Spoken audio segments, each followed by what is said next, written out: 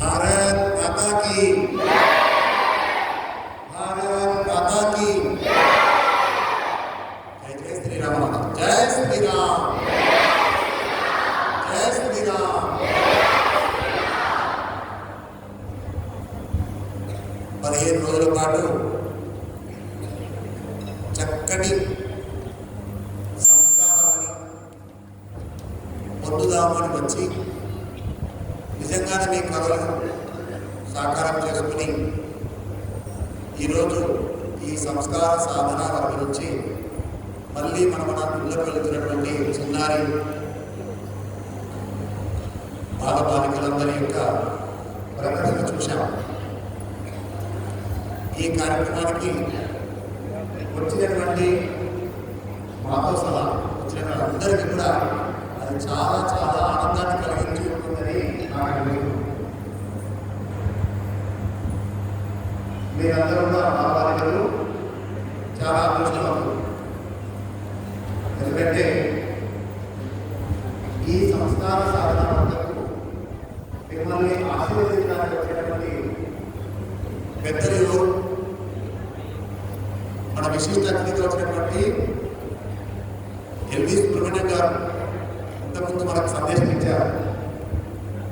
వారు చాలా గొప్ప ఐఏఎస్ ఆఫీసర్. అంత గొప్ప మహానుభావుని యొక్క ఆశీర్వాదం మనకి ఈరోజు లభించిందంటే మనం అందరం గట్టిగా చెప్పగలుగుతారా?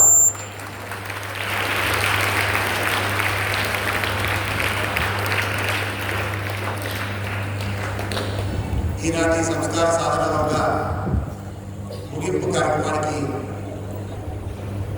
వారి సమయాన్ని వెచ్చించి విశిష్ట అతిథిగా తమ సందేశాన్ని ఇచ్చినటువంటి విష్ణునాథ్ గారు, పెద్దలు తిరుపతిరావు గారు, ఇతర విద్యాభారతి విద్యాపీఠ పెద్దలారా, కార్యకర్తలారా, మాతలారా, ఆచార్యులారా, చిన్నారి బాలబాలికలారా,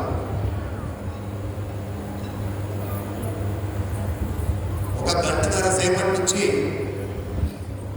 మనము ఒక విధంగా మంత్రముగ్ధులై చూస్తున్నాం. బయటి విషయాలు ఏమి కూడా గుర్తుకు రాలేదు మనకు. తర్వాత ఏం కార్యక్రమం వస్తుంది, తర్వాత ఏం కార్యక్రమం వస్తుంది అని చెప్పి ఆశతో మనం ఎదురు చూసాం. ఇంకా కూడా అయిపోలేదని నాకు తెలుసు. అంతేనా? అంత ఈజీగా వదిలిపెట్టారు కదా. ఇంకా అయిపోలేదు ఏదో అనుకుంటారు ఈ మధ్య. అभी तक ट्रेलर हुआ, ఏమంటారు కదా, పిక్చర్ బాకీ హై. బహుశా ఇంకా పిక్చర్ బాకీ ఉన్నట్టుంది. ఎందుకంటే 15 రోజులలో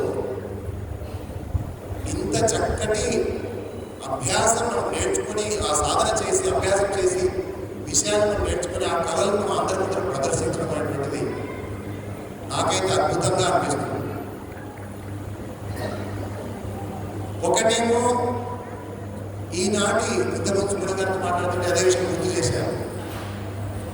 అసలు ఈనాటి జనరేషన్ బాలబాలికలకు మనం కనుక సరైనటువంటి శిక్షణని, నేర్పుని వాళ్ళకు నేర్పించగలిగితే వాళ్ళ లోపల ఎంత విధమైనటువంటి ఒక టాలెంట్ దాగి ఉన్నదో, ఒక్కొక్కరు ఎంత అద్భుతమైన మేధాశక్తితో, గ్రహణ శక్తితో ఒక్కొక్కరు ఈరోజు పిల్లలు కనబడుతున్నా మనకు అర్థమవుతుందని వారు గుర్తు చేశారు. ఇక్కడ మొట్టమొదట నేను మీ అందరి యొక్క ఈ సాధన చక్కగా సఫలీకృతమైందని చెప్పి భావిస్తూ మిమ్మల్ని అందరినీ కూడా హృదయపూర్వకంగా అభినందిస్తున్నాను.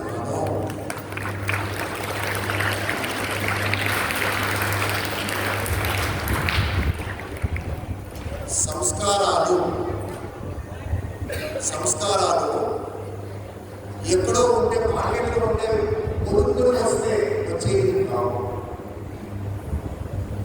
అవి మన హృదయాలలో, మన నరనరాలలో, మన శరీరమైన ప్రతి కణంలో ఇంకిపోయేటట్టుగా మనం ఎంతో సాధన చేయాలి. సాధన అన్నప్పుడు తప్పకుండా కష్టం ఉంటుంది. కానీ ఆ కష్టము మనకు ఎప్పుడైతే ఇష్టంగా ఉంటుందో ఆ కష్టం అనేటువంటిది పెద్దగా మనకు బాధ పెట్టదు. నిన్న ఈ ప్రాంగణానికి వచ్చినప్పుడు చెప్పారు, మన వర్గంలో ప్రారంభంలో బహుశా 160 మంది దాకా వచ్చారు, 180. కానీ కొద్దిమందికి ఇది నచ్చక మొత్తం మీద వాళ్ళకి ఉండకుండా కొద్దిమంది వెళ్ళిపోయారు. కానీ మీరు ఎవరైతే 15 రోజుల పాటు ఉండి ఇక్కడ నేర్చుకొని ఇంతమంది పెద్దల ముందర, మన తల్లిదండ్రుల ముందర నిర్భయంగా ఆనందంగా ప్రదర్శించినటువంటి మిమ్మల్ని చూస్తే వాళ్ళు ఎంత కోల్పోయారు, మీరు ఎంత గొప్పగా దాన్ని సాధించి పట్టుకున్నారని నాకు అర్థమైంది.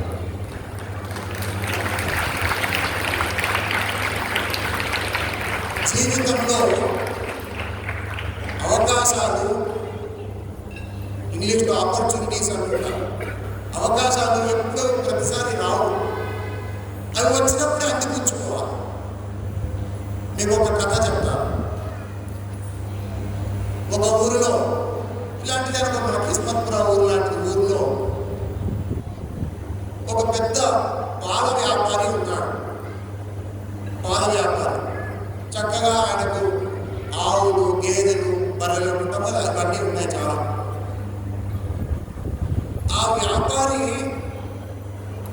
చాలా పేరు పడ్డ వ్యక్తి. పాలు బాగా అమ్మి డబ్బు కూడా బాగా సంపాదించాడు. ప్రజలకు చక్కటి పాలించి అందరి ఆరోగ్యాలను కాపాడేవాడు. ఆ వ్యాపారి యొక్క బిడ్డ కూతురు యుక్త వయసులోనే ఒక యువకుడు వచ్చి, మీరు చాలా గొప్పవారు, మీ బిడ్డ నాకు చాలా నచ్చింది, మీ ఇల్లు, మీ సంస్కారం నాకు నచ్చింది, మీ వ్యాపారంలో వృద్ధిలో ఉంది, మీరు చక్కటి ఏమంటాం కల్తీ లేని పాలు ప్రజలందరికీ, ప్రజల ఆరోగ్యాలను మీరు కాపాడుతారు, మీరంటే నాకు గౌరవం, నేను మీ కూతుర్ని పెళ్లి చేసుకోవాలనుకుంటున్నాను అని చెప్పి మనసు మాట చెప్పాడు. అప్పుడు మంచిది చేసుకుందువు కానీ, మరి నీకు అంతగా ఇష్టమైంది కాదు నా కూతురు, నేను నీకు ఒక పరీక్ష పెడతాను. తప్పకుండా పెట్టాను. ఆ పరీక్షలు నెగ్గితే నీకు నా కూతురు తప్పకుండా ఇస్తాను. అందరూ వింటున్నారా? వింటున్నారు అందరూ కథ? పలకట్లేదు. ఏమిటా పోటీ, ఏమిటా పరీక్ష అంటే, మా ఊర్లో ఒక పోటీ జరుగుతుంది. ఆ పోటీలో ఏంటంటే ఊరి వాళ్ళందరూ వచ్చి చూస్తుంటారు. ఇలా పెద్ద గ్రౌండ్లో నా దగ్గర ఉన్నటువంటి పెద్ద పెద్ద ఏమంటారు దున్నపోతులు అంటారు కదా, ఉంటే దున్నపోతులు అంటామా వాడు, అంతేనా? బర్రె ఉంటుంది, దున్నపోత అంటే ఇక్కడ ఆ దున్నపోతే కదా. ఆ దున్నపోతు ఆ గ్రౌండ్లో వదిలిపెడతారు. చాలా విరోచనంగా అరుస్తూ ఉంటుంది. మీరంతా చూసారా? బాహుబలి సినిమా చూసారా? బాహుబలి సినిమాలో బలాల దేవుడు పట్టుకున్నాడు కదా, ఏంటి ఆ పేద దున్నపోతు వస్తే దాన్ని పొక్కులు పట్టుకుని దాన్ని కొట్టేశాడు కదా, అలా అనుకోండి. నువ్వు ఏం చేయాలంటే ఆ దున్నపోతు యొక్క తోక పట్టుకోవాలి. తోక పట్టుకున్నావంటే నీకు నా కూతురు నుంచి పెళ్లి చేస్తా. రోజు ఇంతేనా అనుకున్నాడు. సరే తప్పకుండా ఏ రోజు ఉంటాడు ఆ రోజు అనే తేదీ నిర్ణయం. ఊర్లో పోటీ కూడా నడుస్తుంది. అందరూ వచ్చారు చూడడానికి. ఇతను గ్రౌండ్లో నిలబడ్డాడట. ఒక దున్నపోతు వస్తుంది అక్కడి నుంచి అని చెప్పేసి వస్తుంది, వదిలిపెట్టాడు. ఒక దున్నపోతు ముందే చెప్పాడు, చూడు నువ్వు నీకు 3 ఛాన్సులు ఇస్తా, 3 ఛాన్సుల్లో ముందు పట్టుకోలేదనుకో తోక, నీకు నా బిడ్డ తెచ్చేది లేదు. వింటున్నారు అందరూ? ఎన్ని ఛాన్సులు ఇస్తాను? ఏం పట్టుకోవాలి? ఎవరిది? దున్నపోతు సన్నగా ఉంటుందా, పక్క చిక్కిందా? అలా ఒక దున్నపోతు వదిలిపెట్టాడు గ్రౌండ్లోకి, మైదానంలోకి. ఇతను చూస్తున్నాడు, పట్టేసుకుంటా. కానీ చూస్తే అది చాలా పెద్దగా ఉంది, అది గుర్రు అంటుంది. ఈయన కనిపించింది, అమ్మో దీని దగ్గర పోతే కొమ్ములతో పొడిచేస్తుంది, ఒక పని చేస్తా, 2 ఛాన్సులు ఉన్నాయి కదా ఇంకా, దీన్ని వదిలిపెట్టేస్తా అనుకున్నాడు. సరే ఆ దున్నపోతు అలా పరిగెత్తుకుని వచ్చేసింది. ఇతనేమో దాన్ని పట్టుకోలేదు, వెళ్ళిపోయింది. ఎన్ని ఛాన్సులు మిగిలాయి? 2 మిగిలాయి. ఈ లోపల 2వ దున్నపోతు వదిలిపెట్టాడు ఆ వ్యాపారి, పాల వ్యాపారి. ఆ దున్నపోతు చూస్తే ఇంతకుముందు అనగానే ఇంకా భయంకరంగా ఉంది. ఊరి దేవుడు ఎంత పని అయిపోయింది ఇది, దీన్ని ఎట్లా పట్టుకోవాలి దేవుడా, నేను బతుకుంటే కదా మళ్ళీ ఈ మహానుభావం బిడ్డను పెళ్లి చేసుకునేది. అమ్మో దీని దగ్గర నేను పోరని చెప్పి వదిలిపెట్టేసి ఆ దున్నపోతు వెళ్ళిపోయింది, వేగంగా వెళ్ళిపోయింది. ఛాన్సులు మిగిలేవి. ఇంకా భగవంతుని ప్రార్థిస్తున్నాడు, భగవంతుడా ఇక మంచి నాకు ఒక్కటే ఒక ఛాన్స్ ఉంది ఎట్లయినా సరే. ఈ లోపల ఇంకొక దున్నపోతు ఉంది. ఆ దున్నపోతు ఎలా ఉంది? పక్క చెక్కి ఉంది, నెమ్మదిగా నడుచుకుంటూ వస్తుంది. అంతకుముందు దున్నపోతులకు విరోచితంగా పౌరుషంగా వస్తూ పరిగెత్తాయి, పట్టుకోలేకపోయాడు తోకని. ఈ మూడో దున్నపోతులు పక్కగా నెమ్మదిగా నడుస్తూ వస్తే అమ్మయ్యా నేనిక ఈ తోకను పట్టుకున్నట్టే. అలా పోతూ ఉంటే ఎక్కిరి తిన్నాడు దాని తోకను పట్టుకుందామని. తీరా చూస్తే ఆ దున్నపోతుకు తోక లేదు. కోరుతుంపగా ఎంత పని అయిపోయింది. కూతుర్నిచ్చాడా పాదయజమాని? ఇవ్వలేదు. ఏమైంది ఇక్కడ? మొదట 2 అవకాశాలు వచ్చినాయి, భయపడ్డాడు. ఇంకా తర్వాత చూద్దాంలే అనుకున్నాడు. కానీ తర్వాత చూశాడు. కానీ ఉందా తోగా? అందుకే మనకు మీరేం చేశారంటే ఈరోజు ఆ పనిలాగా చేయలేదు. మీరు ఈ సెలవులలో సంస్కారాన్ని పొందడానికి, మన జీవితంలో మంచి ఉన్నతమైనటువంటి స్థానాన్ని మనం ఎదగడానికి కావాల్సినటువంటి సంస్కారాన్ని, శిక్షణ పొందడానికి మీకు వచ్చిన అవకాశాన్ని మీరు అతనిలాగా కాకుండా వెంటనే మీరు అందిపుచ్చుకున్నారు. అందుకే ఈరోజు మీకు ఇన్ని కళలు మీకు అందింది. మిమ్మల్ని ఇలా అందిపుచ్చుకునేటట్టుగా, ఈ అవకాశాన్ని అందిపుచ్చుకునేటట్టుగా చేసినటువంటి మీ తల్లిదండ్రులకు కూడా నా హృదయపూర్వక అభినందన. ఎందుకంటే ఈరోజు మన సమాజంలో ఎండల కాలం వచ్చిందంటే సమ్మర్ క్యాంప్స్ అని చాలా మంది చెప్తున్నారు. ఒకవైపు క్రైస్తవులు ఏమంటారు, బైబిల్ క్లాసెస్ అని పేరు మీద బాగా ప్రచారం చేస్తున్నారు. మన సంస్కృతి నుంచి మనం విడిపోయేటట్టుగా మాయమాటలు చెప్పి మనల్ని దూరం చేస్తున్నారు, మత మార్పిడి చేస్తున్నారు. కానీ మరొక వైపు ఇటువంటి పవిత్రమైనటువంటి ప్రాంగణంలో మనము ఈ సరస్వతి మాత ఒడిలో ఉన్నట్టుగా ఇటువంటి సంస్కార సాధనలో పాల్గొని మనం శిక్షణను పొందాము. మనం అదృష్టవంతులం కాదా? ఏమంటారు? అవునా కాదా? అందరూ చెప్పట్లేదు. Are you lucky or not? Lucky. మనము మన జీవితంలో సంస్కారాలని ఎల్లప్పుడూ మనతో పాటు ఉంచుకోవాలి. మన హృదయాలను, మన మనసులో ఉంచుకోవాలి. సంస్కారాలు అంటే ఏంటివి? సంస్కారాలు అంటే మన యొక్క ఆచారం, మన యొక్క వ్యవహారాన్ని తోటి సమాజానికి, ఇతరులకు తెలియజేసేటువంటి గుణాలు.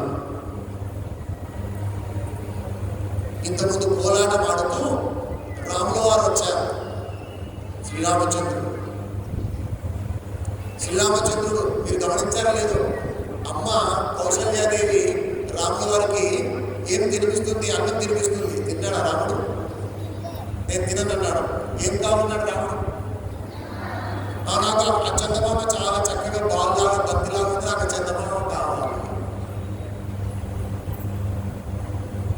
చందమామని తీసుకొచ్చి రాముల వారికి ఇవ్వగలుగుతుంది ఆ కౌసల్య.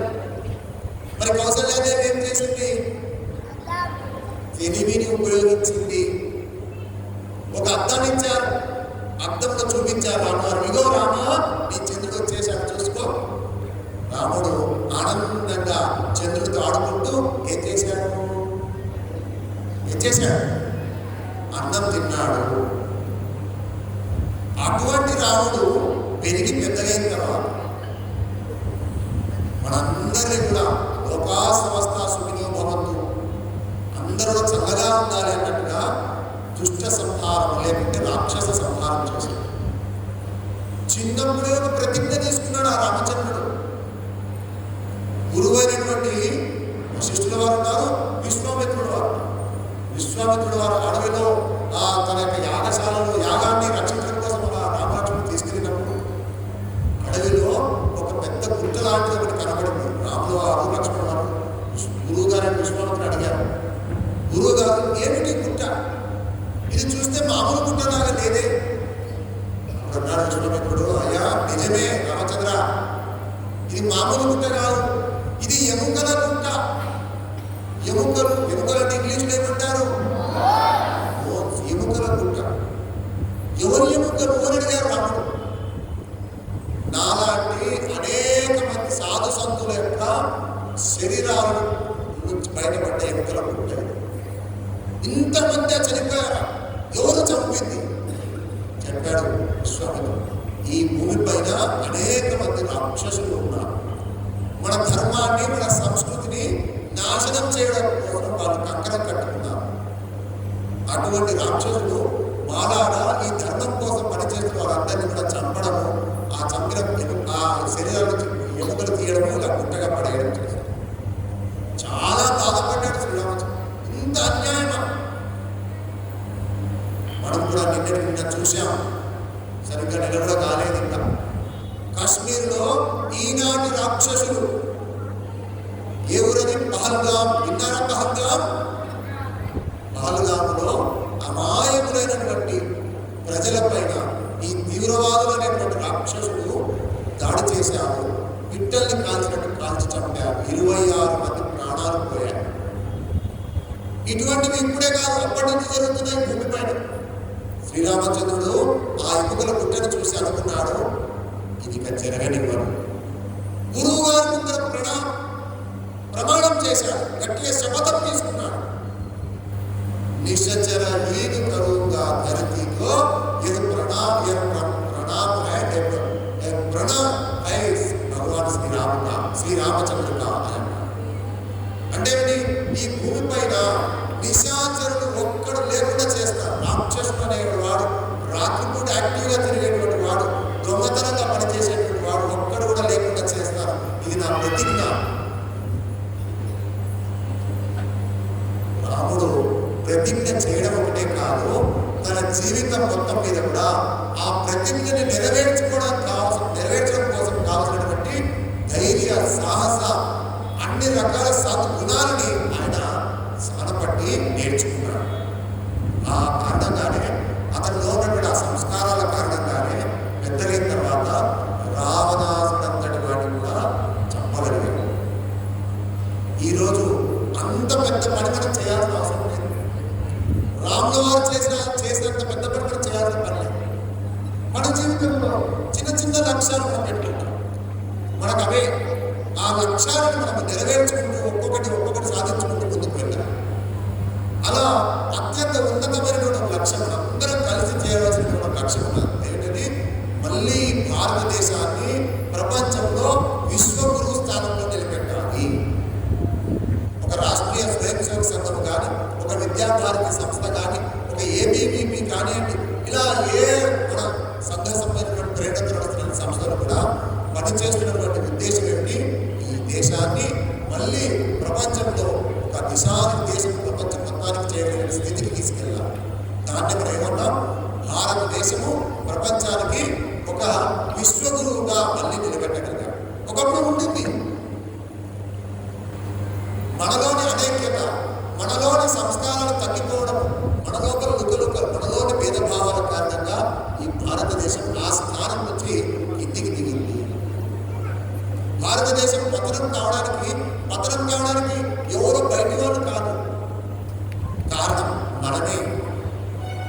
మళ్ళీ మన లోపల ఉన్నటువంటి ఆ భేదభావాలని, మనలో లేనటువంటి ఆ సంస్కారాలని మళ్ళీ మనం తెచ్చుకొని, భేదభావాలను తుడిచిపెట్టి సంస్కారాలను మళ్ళీ తెచ్చుకొని తోటి ప్రజలతో కలిసి జీవిస్తూ మన యొక్క దేశాన్ని, మన యొక్క సమాజాన్ని అభివృద్ధి పథకం తీసుకెళ్ళి మళ్ళీ భారతదేశాన్ని ఆ వైభవస్థితిలో మనం చూడాలి, నిలబెట్టాలి. ఇది ఇంతకుముందు కూడా చెప్పారు. మనం ఒక ప్రధానమంత్రి గారు, ఒక ప్రభుత్వం ఇది చేయలేదు. మనం అందరం కలిసి చేయాలి. చిన్న చిన్న విషయాలు. ఇంతకుముందు చెట్టు గురించి మనం పర్యావరణ పరిరక్షణ గురించి ఒక నాటకం చూశాను. ఆ నాటకం మాకు అర్థమైంది అని వాళ్ళందరూ ఒకసారి చేయొద్దండి. పెద్దవాళ్ళు కూడా చేయొద్దారు, కుర్చీలలో కూర్చున్న కూడా చేయొద్దారు. అర్థమైందే చేయొద్దారు. దించండి. నేను ఆ మధ్యకాలంలో వరంగల్ వెళ్ళాను. వరంగల్ మన కార్యకర్త ఇంటికి వెళ్ళినప్పుడు వారు ఇంటికి వెళ్ళిన తర్వాత వాళ్ళు అడుగుతారు కదా, వాళ్ళు పండ్లు తెచ్చించారు, సపోటా పండ్లు తెచ్చారు. తిన్నాము. సపోటా పండ్లు తింటే లోపల ఏమి ఉంటాయి? ఒక 3-4 విత్తనాలు, నల్లటి విత్తనాలు మిగిలాయి. అవి తీసి ఆ ప్లేట్లో పెట్టారు. వెంటనే ఆయన ఆ ఇంటి మన కార్యకర్త ఆ ప్లేట్లో ఉన్నటువంటి అందరూ ఒక 4-5 తిన్నటువంటి వాష్ బేసిన్లో వాటిని కడిగి అక్కడ ఒక చోట ఆరబెట్టాడు. మేము అడిగాం, ఏమిటండి ఇది, ఏం చేస్తున్నారు మీరు అంటే ఆయన అన్నాడు, మా ఇంటిలోకి ఏ పండు వచ్చినా ఆ పండులో ఒకవేళ విత్తనం లాంటిది ఒకవేళ ఉంటే, ఉదాహరణకు అట్లా విత్తనాలు ఉండేటువంటి పండ్లు ఏమి ఉంటాయి మన దగ్గర? Apple okay, mango okay, papaya okay, ఇలాంటి పండ్లు మా ఇంట్లోకి వచ్చాయనుకోండి, మేము తిన్నామనుకోండి, ఆ విత్తనాలన్నీ కూడా మేము సేకరిస్తాము. సేకరించి ఏం చేస్తాము అని అడిగాం. ఆయన ఏమన్నాడంటే, ఎప్పుడైనా మేము వరంగల్ నుంచి ఎప్పుడైనా వేరే ఊరికి వెళ్ళేటప్పుడు ఆ బస్సులో కిటికీ పక్కన కూర్చుంటాం, బస్సులో విండో సీట్ పక్కన కూర్చొని ఆ కిటికీలోంచి ఈ విత్తనాలన్నీ మేము సేకరించి పెట్టాము, దాంట్లో ఒక సంచులు తీసుకుని వెళ్తాం. వెళ్తూ వెళ్తూ ఆ రోడ్డు పక్కన ఎక్కడ కొద్దిగా రోడ్డు పక్కకు వెళ్ళినప్పుడు బస్సు ఆ కిటికీలోంచి విత్తనాలు ఒకటి ఒకటి అలా ఆ మట్టిలో నేను వేస్తూ ఉంటాను అన్నాడు. మంచి పని కాదా? ఏంటి మంచి పని చెప్పు, ఎవరు మంచి పని అన్నారు? ఏంటి, ఏ విధంగా మంచి పని? కాబట్టి ఏం పేరు? సుహాసనే ఆద్య. ఎందుకు మంచి పని బిడ్డ? ఎందుకంటే ఆయన ఆ విత్తనాల నుంచి కొత్త ప్లాంట్స్ ని నాటుతున్నాడు. వెరీ గుడ్, बहुत अच्छा है, చెప్పండి గట్టిగా.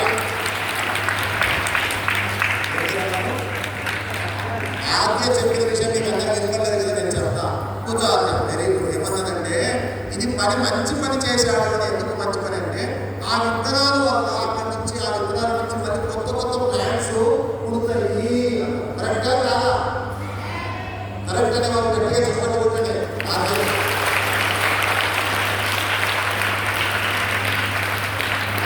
ఇప్పుడు అసలు ప్రశ్న నేను మీకు వేస్తాను. ఇప్పుడు ఈ భూమి మీద ఉన్నటువంటి ప్రపంచంలో ఇంతమంది ప్రజలలో అట్లా ఒక్కరు అట్లా విత్తనాలు వేస్తే సరిపోతుందా? ఎవరెవరు వేస్తారు? మరి మన ఇంటికి ఇలాంటి విత్తనాలు వచ్చినప్పుడు మేము సేకరించి దానికి కొద్దిగా మట్టి కూడా పోయవచ్చు, సీడ్ బాల్స్ అంటారు, అలా తయారు చేయొచ్చు. లేదా నేరుగా విత్తనాలు వర్షాకాలంలో వెళ్ళి అలా రోడ్డు పక్కన నాటవచ్చు, ఊరు బయట వెళ్తుంటారు వేయచ్చు. చిన్న పని చేయవచ్చా? అందరూ చెప్పడం లేదు. అందరూ బాగుండాలి, అందులో నేను ఉండాలి, మనం అందరూ కష్టపడదు. ఎట్లయితుంది? అందరూ బాగుండాలి, అందులో నేను ఉండాలంటే మన దగ్గర కొద్దిగా కష్టం ఉండాలా వద్దా? మరి ఇలాంటి చిన్న ప్రయత్నం బాగుందండి, చాలా సులభం, పైసా ఖర్చు లేదు. ఇటువంటి విత్తనాలు సేకరణ బయట నాటడం లేదా ఆ మట్టిలో పడడం, ఈ చిన్న పని మేము మా యొక్క ప్రయత్నం చేస్తాము అని ఎవరైనా ఏదో సంకల్పం తీసుకుంటే ఒకసారి చేయగలుగుతున్నాం. ఊరికే పెట్టుకోదు. నిజంగా గుండె మీద ఎడమ చేయి గుండె మీద పెట్టుకోండి, ఎడమ చేయిందా గుండె మీద పెట్టుకోండి, కుడి చేయొద్దండి అంటే పక్క. Very good. ఎవరైతే చేయట్లేదో ఈ చేతిలో అందరికీ చప్పట్లు కొట్టండి. కనీసం పిల్లలు, చాలా మంది పిల్లలు చేయట్లేదు, పెద్దలు చేయట్లేదు. మరి సిగ్గా లేకుంటే ఇది జరిగేదా, మనం ఒక్కరు చేస్తే అయిపోతుందా అనే భావన మొత్తం మీద ఎవరైతే ఇప్పుడు చేయట్లేదో తప్పకుండా మీరు ఇక్కడికి వెళ్ళిన తర్వాత గుర్తు పెట్టుకొని ఆ పని చేస్తారు కదా పక్క. ఇలాంటి చిన్న చిన్న పనులు మనం అందరూ కూడా ఎన్నో చేయాలి. చుక్క చుక్క నీటి బొట్టు ఏదైతే ఒక్క నదిలో ఆరుడా, ఎక్కువ నదులు ఒక్కటైతే పెద్ద సముద్రం కూడా. ఇది కూడా అంటే మనందరం కూడా మన జీవితంలో ఈ దేశం యొక్క బాధ కొరకు, ఈ సమాజం యొక్క బాధ కొరకు ఏ చిన్న చిన్న పనులు 1, 2, 3, 4 చేయగలుగుతామో ఆలోచన చేయండి. ఆ మధ్య ఇంటికి వెళ్ళాను. సరిగ్గా ఇంటికి వెళ్ళినప్పుడు ఒక 4-5 ఆయన సభ్యులు తల్లి పిల్లలు అక్కడ కూర్చుని ఏదో చర్చించుకున్నా. నేను అడిగాను, నమస్కారం అండి, సంతోషం, ఏదో చేస్తున్నారు, మిమ్మల్ని డిస్టర్బ్ చేసుకుంటున్నా అంటే, రండి రండి రండి కూర్చోండి. మీరు కూడా మా డిస్కషన్లో, మా చర్చలో మీరు కూడా పాల్గొన్నారు. ఏంటది చర్చ? చర్చ ఏం నడుస్తుందంటే వాళ్ళ మధ్యలో ఇంటి యజమాని తండ్రి గారు ఆ మీద వాళ్ళ ఇంటి కరెంటు బిల్లు ఎంత వచ్చింది వాళ్ళ అందరూ పెట్టారు, కరెంటు బిల్లు పెట్టారు. పెట్టి చర్చ ఏం చేస్తున్నారంటే, మన ఇంట్లో కరెంటు బిల్లు ఇంత వచ్చింది, ఈ నెలలో 450 రూపాయలు వచ్చింది, మనం అందరం కలిసి వచ్చే నెల కరెంటు బిల్లు దీనికంటే తక్కువ చేయవచ్చునా అని అడుగుతున్నాడు. అందరూ ఓ చేయొచ్చు, ఏ విధంగా చేయొచ్చు?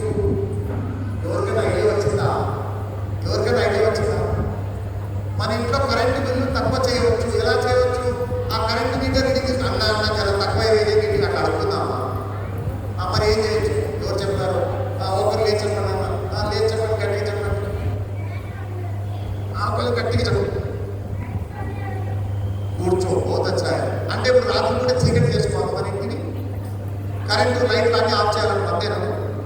ఎప్పుడు ఆఫ్ చేయాలి? అవసరం లేదు అంతేనా? ఇప్పుడు ఆఫ్ చేసేసాను ఎవరు ఇక్కడ?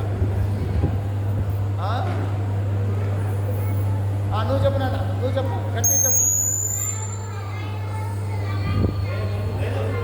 మళ్ళీ చెప్పు, మళ్ళీ చెప్పు.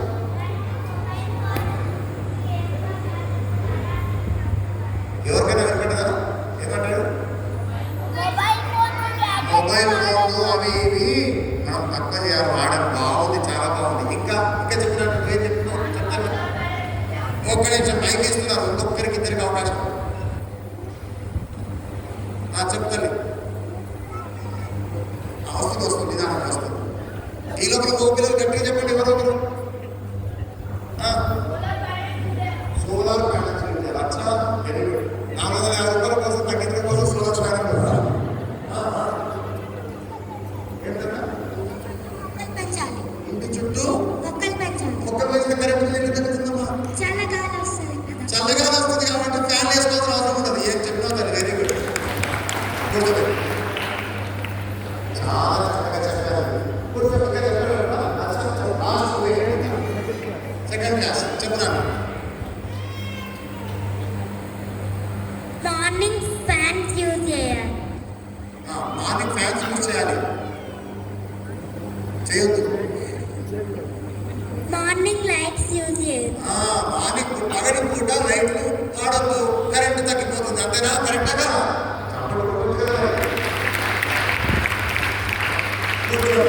చాలా బాగా ఇంకా మీకు అందరికీ అవకాశం ఇస్తే ఒక్కొక్కరు ఒక్కొక్కటి ఇచ్చారు. ఆ ఇంట్లో తప్పు అడిగారు, మరింత మీరేం నిర్ణయించారు? ఇలాగే చెప్పారు.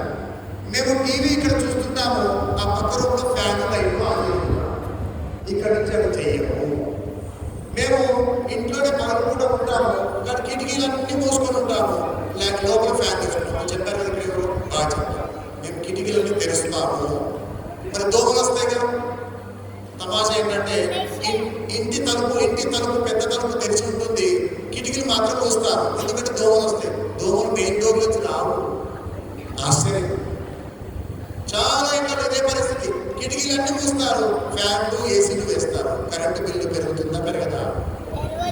అనొచ్చు మీరు, నా ఇల్లు, నా కరెంటు, నా డబ్బు. మీరేంటండి? డబ్బు మనది కావచ్చు కాక కరెంటు మనది మాత్రమేనా? అందరిదా? కాబట్టి ఇలాంటి చిన్న చిన్న విషయాలు మన ఇళ్లలో పిల్లలతో మాట్లాడి మన ఇంట్లో మంచి మార్పు తీసుకొచ్చే ప్రయత్నం చాలా సులభంగా చేయవచ్చు. కాబట్టి ఇక్కడ పిల్లల దగ్గర సమస్య లేదు. పిల్లలు పెంచేటువంటి పెద్దల మధ్యలో ఈ సమస్య ఉంటుంది. కాబట్టి ఈరోజు మీరు ఈ సంస్కార సాధన వర్గం మన పిల్లల్ని మీరు ఇంటికి తీసుకెళ్ళిన తర్వాత సాధన పూర్తయింది అని అనుకోవద్దు. ఒక విధంగా వీళ్ళ జీవితంలో ఒక సాధన అనేటువంటిది ఈరోజు వీళ్ళకి ఈ వర్గం నుంచి ప్రారంభమైంది. ఈ సాధనని వాళ్ళు విజయవంతంగా వాళ్ళ జీవితంలో ముగింపు చేయాలన్నట్టయితే సాధనకు ముగింపే ఉండదండి, జీవితాంతం సాధన చేయాల్సిందే. అయితే ఆ సాధనలో వాళ్ళు విజయవంతంగా ఉండాలంటే ఇంతకుముందు కూడా చాలాసార్లు చెప్పారు కూడా, మనం కూడా ఆదర్శంగా ఉండాలి. మనము, మనతో పాటు మన పిల్లలు అందరూ కలిసి సాధన చేస్తే ఈ సంస్కారాలు మనలో కూడా ఉత్పన్నమవుతాయి, మన పిల్లల్లో కూడా ఉత్పన్నమవుతాయి. ఇలా అనేక చోట్ల ఇటువంటి వర్గాలు జరగాలి. ఇటువంటి సంస్కార సాధన కోసం అనేక ప్రజలు, అనేక వేల మంది, లక్షల మంది ప్రజలు, పిల్లలు, పెద్దలు అందరూ కూడా సాధన చేయాలి. తద్వారా ఈ దేశం అనేక రకాలుగా ఒక మార్పు చెంది ప్రపంచంలో ఆ గొప్ప స్థితికి భారతదేశము, ప్రపంచంలో ఏం కావాలని కోరుకుంటున్నాం మనము? భారతదేశం ప్రపంచంలో ఏం కావాలి? గట్టి చెప్పండి. విశ్వగురు కావాలనండి. వరల్డ్ ప్రపంచం మొత్తానికి టీచర్ కావాలి. అలాంటి గురుస్థానంలో భారతదేశం ఉండాలంటే మనం అందరం కూడా తగినంత ప్రయత్నం చేయాలి. అలా చేస్తారని చెప్పి ఆశిస్తూ, ఓపికతో చెప్పిన విషయాలు విన్నందుకు మిమ్మల్ని కూడా అభినందిస్తూ ధన్యవాదాలు. జై శ్రీరామ్, జై భారత్.